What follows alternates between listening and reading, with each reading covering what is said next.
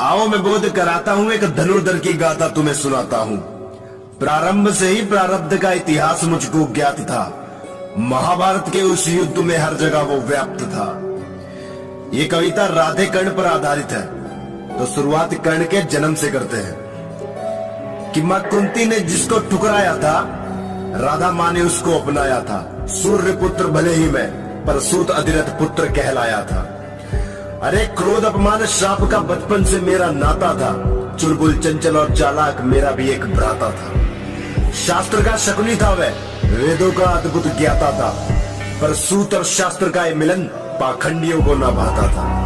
अरे पिघलाकर डाला स्वर्ण गले में, तड़पा कर उसको मारा था। परिवर्तन की चाह में मैं भी भटक रहा था। अपमान का वह ज्वाला मेरे सीने में भड़क उठा था।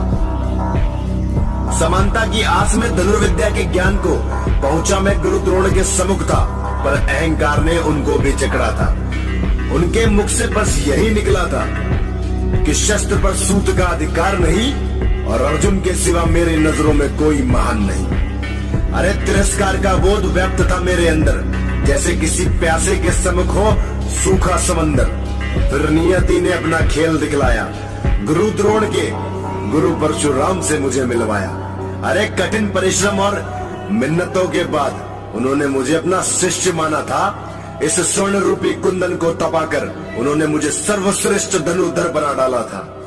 और अब मैं इस कविता के अंतिम शब्दों की ओर बढ़ता हूँ कि पर एक झूठ ने मुझसे छीन लिया मेरा ज्ञान था। गुरुदेव मुझसे हुए क्रोधित और वह उनका अधिकार था। शूद्र होकर बोला झूठ, ब्राह्मण होकर पाया उनका प्यार था, और ब्रह्मस्त्र का अनुसंधान भूल जाऊंगा।